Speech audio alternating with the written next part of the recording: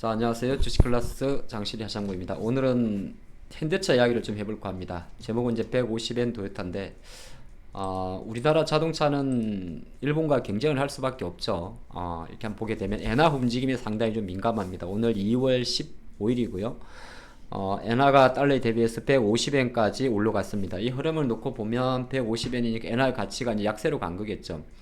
약간 21년도 초에 잠깐 갔다가 최근 한 달 동안은 약간 주춤했었어요. 하지만 지금 엔화 흐름을 최근 5년 기준으로 놓고 보게 되면 뭐 역사적 엔저 현상이 계속 올라가고 있습니다. 그러다 보니까 시장에서 늘 하는 이야기가 일본의 신고가를 이야기하는 거죠. 뭐 니케이 지수 같은 경우도 거의 1989년 이후 20년 내 30년이죠. 최대 호황을 좀 누리고 있습니다. 여기에는 아무래도 엔저를 등에 입은 이 도요타의 힘 자체가 좀 크지 않나 그렇게 생각할 수가 있습니다. 도요타 같은 경우는 지금 일본 도쿄그레스에 상장되어 있는데 10년 주가 기준으로 놓고 보면 3,374엔 정도가 됩니다. 2024년 2월 15일 정도 기준이 되고요. 주가 엄청 많이 올라왔죠. 요거를 조금 더 데이터로 놓고 보게 되면 최근 1년 기준으로 52주 진가 23년도 3월 달만 해도 주가가 대략 1,764엔 정도 했습니다. 우리 돈으로 치면 곱하기 뭐 10 정도 하니까 뭐 액면분할 했을 거예요 아마. 얼마입니까? 그죠? 17,000원? 네, 예를 들어서 일본 엔화로 계속 이야기 드리죠. 근데 지금 주가가 대략 50일 신고가가 3,464엔이니까 거의 1년 만에 주가가 100% 이상 오른 거죠. 그래서 시가총액은 지금 대략 우리나라 현대차가 지금 30조 안 되니까 시가총액만 놓고 보면 현대차 10배 정도 됩니다. 삼성전자보다 크죠. 예. 거의 삼성전자 400조 좀 초반이니까 원화로 환산하게 되면 55조 엔 정도가 되게 됩니다. 그만큼 뭐 약간 모든 게 좀 매칭이 되겠습니다만 엔지의 수혜 자체는 글로벌로 놓고 갔을 때는 이제 우리가 같이 수출하는 관점이잖아요. 자국 통화가 약하면 미국 사람이나 외국 사람들 입장에서 보게 되면 그 돈의 가치가 강해지니까 오히려 자동차 가격은 싸 보이는 효과가 있겠죠. 그래서 뭐 모든 게 뭐 다 맞아서 올라가겠지만은 이런 엔화 약세 속에는 도요타의 약진 자체가 충분히 우리가 수긍할 수 있는 부분이고, 그리고 이렇게 엔화가 막 올라가게 되면 우리가 원화 같은 경우는 강세를 보였었습니다만은 실제적으로 현대차 같은 기업들이 물론 도요타와의 레벨은 아직도 차이가 많이 납니다. 도요타는 전 세계 자동차 1,000만 대 이상을 파는 1위 정도고, 현대차와는 연간 23년도 기준으로는 대략 300만 대 이상 차이가 납니다. 그러니까 갭 차이는 엄청나게 크지만은 뭐 같은 아시아차 기준으로 뽑고 봤을 때는 이런 엔저라든지 도요타의 주가 상승은 그렇게 현대차 입장에서는 달가운 게 아니죠. 자, 이렇게 좀 볼 수가 있어요. 그래서 제가 지금 어떤 이야기를 하냐면은 최근에 우측 상단에 있습니다만 현대차도 이제 하이브리드 차량으로 많이 비중을 두고 있지 않습니까? 뭐 지금도 마찬가지 도요타도 그런 이야기를 해요. 어떤 이야기를 하냐면 전기차가 하겠지만은 여전히 전기차 시장에서 한 30% 정도는 PHEV라고 이야기하는 하이브리드 차가 주종을 이룰 것이다. 그래서 우리는 여전히 하이브리드 시장에서의 경쟁력을 유지하겠다, 그런 내용이거든요.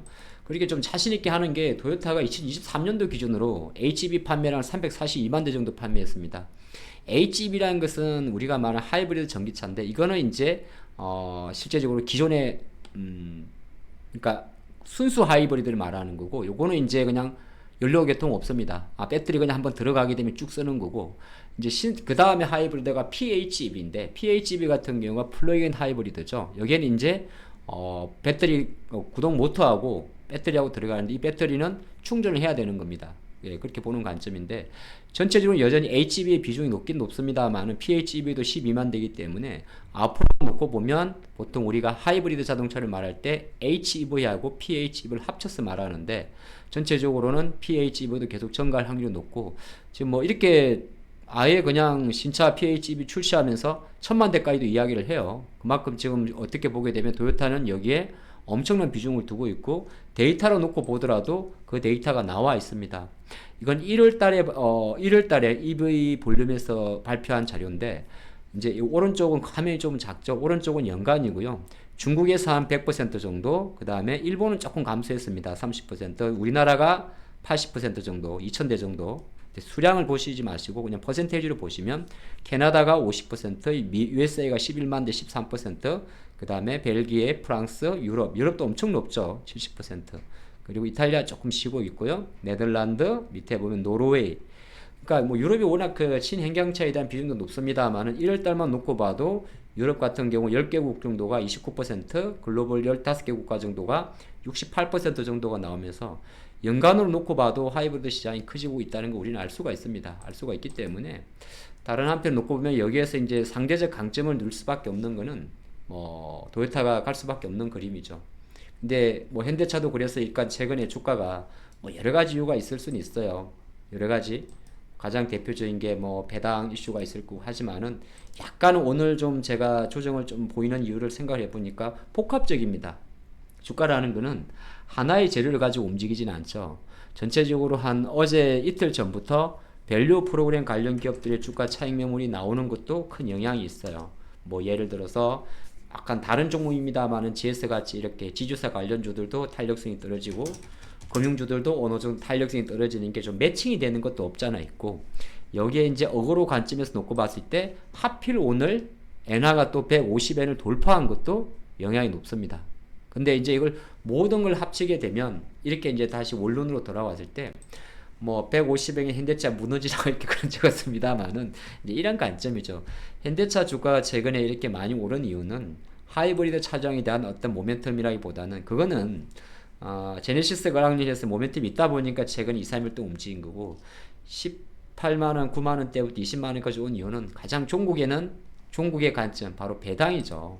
예, 배당. 그래서 그거 관련해서는 뭐 특별히 바뀌는 건 없습니다.